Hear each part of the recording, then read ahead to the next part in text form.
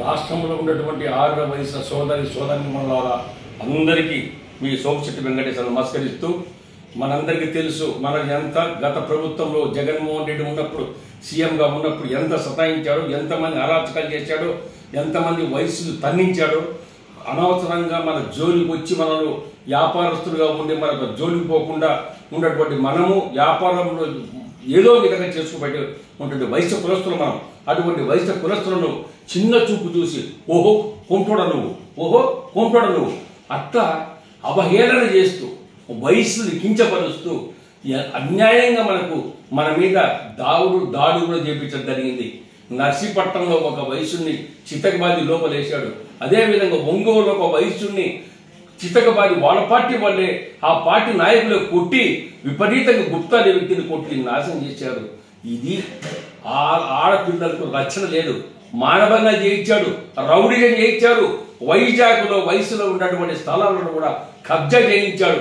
అటువంటి దుర్మార్గునికి మనం ఏ విధంగా బుద్ధి చెప్పాలో ఒక్కసారి 6వ వయసు సోదరులారా గమనించండి. అందుకే చంద్రబాబు నాయుడు మన ప్రియతమ నాయకుడు నారా చంద్రబాబు నాయుడు దగ్గర వద్దకు మేమంతా పోయి వయసులంతా మనంతా పోయి ప్రాధాయపడితే ఆ యొక్క మంగళగిరి తెలుగుదేశం పార్టీ ఆఫీసులో చంద్రబాబు నాయుడు ఆ మీటింగ్ పిలిచి చంద్రబాబు నాయకత్వం కింద ఆ 2.5 గంటల సేపు మనతో గడిపి మన బాధలను తెలుసుకొని ఆయన ఒకటే చెప్పాడు, వయసుల కోసం నేను ఏదైనా చేస్తా, వయసులకు అండగా ఉంటా, దిగ్విజయంగా ఉన్నాడు, ఏవైనా మీ ఆపద ఉంటే నాకు చెప్పండి, నేను అండగా నిలబడతానని చెప్పి ధైర్యం ఇచ్చేటువంటి మహానుభావుడు చంద్రబాబు నాయుడు గారు నమ్ముకుంటే మన భవిష్యత్తు బాగుంటుంది, మన వ్యాపారాలు బాగుంటాయి, మన పిల్లల భవిష్యత్తు బాగుంటుంది.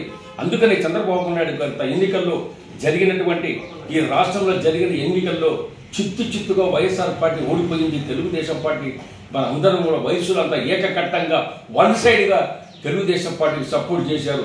వయసులు ఎప్పుడు కూడా బయటికి రానట్టు వయసులు కూడా ప్రతి ఒక్కరు సమావేశాలు పెట్టి మీటింగులు పెట్టి మేము చంద్రబాబును గెలిపించుకుంటాం, చంద్రబాబును ముఖ్యమంత్రి చేసుకుంటామని రోడ్డెక్కినటువంటి విజయానికి నాంది పలికినటువంటి వైఎస్ఆర్ సోదరులు ముఖ్య పాత్ర వహించారు. అందుకనే చంద్రబాబు నాయుడు గారు ముఖ్యమంత్రి అయిపోయి గెలిచిన తర్వాత ముఖ్యమంత్రి అయి 6వ వయసులో కష్టపడి పనిచేశారు. అందుకే 6వ వయసు సోదరులు కూడా నేను రుణం తీర్చుకోవాలని చెప్పేసి మన కులమాత, మన ఆరాధ్య దైవం, మన అందరికీ దైవం లాంటి అదే కన్యకా పరమేశ్వరి ఆ మాతకు ఆయన ఒకటే చెప్పాడు, పెనుగొండలో ఏదైతే 31వ తారీఖు అమ్మవారికి పట్టు వస్త్రాలు సమర్పించడానికి స్వయాన ముఖ్యమంత్రి నారా చంద్రబాబు నాయుడు కూడా రావడం జరుగుతూ ఉంది. ఇది ఆ రాష్ట్రంలో ఉన్నటువంటి ప్రజానీకమంతా, రాష్ట్రంలో 6వ వయసు సోదరులందరూ కూడా పెద్ద ఎత్తున రావాలి. అందుకనే మనందరూ కూటమి ప్రభుత్వం తరఫున కూటమి ప్రభుత్వం వాళ్ళు మనకు ఇచ్చినటువంటి హామీని చంద్రబాబు నాయుడు, పవన్ కళ్యాణ్, ఇటు లోకేష్ గారు ఎప్పుడు కూడా వయస్సులంటే ఎంతో మర్యాద, గౌరవము. వాళ్ళు ఇచ్చిన గౌరవానికి మనం కూడా తృప్తిగా వాళ్ళ అమ్మడి ఉండి ఈ యొక్క అమ్మవారి పట్టు వస్త్రాలు సమర్పించడానికి 31వ తారీఖు వస్తున్నటువంటి చంద్రబాబు నాయుడు గారికి అఖండ స్వాగత పలకాలి. ప్రతి ఒక్క 6వ వయసు సోదరుడు అక్కడ పాల్గొనాలి. ఎందుకంటే మన ఆరాధ్య దైవం, మన కులమాత ఆ కన్యకా పరమేశ్వరి అటువంటి కార్యక్రమాన్ని వస్తున్నటువంటి ఈరోజు ఏదైతే ప్రభుత్వం అయితే ఈరోజు ఆత్మార్పణ రక్షణ దినోత్సవంగా అఫీషియల్గా ప్రకటించడం జరిగింది. ఏదైతే తిరుమల వెంకటేశ్వర స్వామికి పట్టు వస్త్రాలు సమర్పిస్తారో, దుర్గామాతకు సమర్పిస్తారో, శ్రీశైలం అమ్మవారికి సమర్పిస్తారో, అదేవిధంగా మనకు కూడా అమ్మవారికి పట్టు వస్త్రాలు సమర్పించేదని పెనుగొండకు అమ్మవారికి రావడం జరుగుతుంది చంద్రబాబు నాయుడు గారు. దీనికి అందరూ కూడా ప్రతి ఒక్కరు ఆయనకు శుభాకాంక్షలు తెలియజేయాలి. ప్రతి ఒక్కరు కూడా ఆయనకు అండదండగా మనం నిలిచాలి. మన జీవితం అంతా చంద్రబాబు నాయుడు కోసం ఉండి పనిచేసి ఆయన కోసం మనం ఏ త్యాగానికైనా సిద్ధంగా ఉండాలి. వైశ్య సోదరులారా ఒక్కసారి మరొకసారి పిలిపిస్తున్న 31వ తారీఖు అమ్మవారు పెనుగొండ గ్రామానికి మీరు అందరూ రావాల్సిందిగా విజ్ఞప్తి చేస్తున్నా. 6వ వయసు సోదరులు మీకు అందరికీ మరొకసారి విజ్ఞప్తి చేస్తున్నా.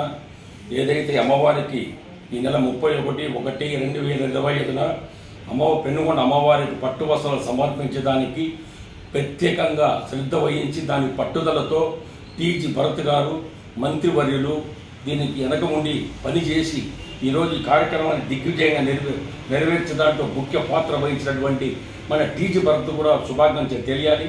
కాబట్టి ఈరోజు నారా చంద్రబాబు నాయుడు గారు 31/1/2025 అమ్మవారు అమ్మవారికి పెనుగొండలో పట్టు వస్త్రాలు సమర్పించేదానికి ముఖ్య పాత్ర వహించినటువంటి టీజీ భరత్ మరియు చంద్రబాబు నాయుడు గారికి హృదయపూర్వక కృతజ్ఞతలు తెలియజేస్తూ రాష్ట్రంలో ఉన్న ఆదివాసీ సోదరులందరూ కూడా పెద్ద ఎత్తున వచ్చి ఈ కార్యక్రమాన్ని దిగ్విజయంగా నిర్వహించాలని కోరుతున్నాను.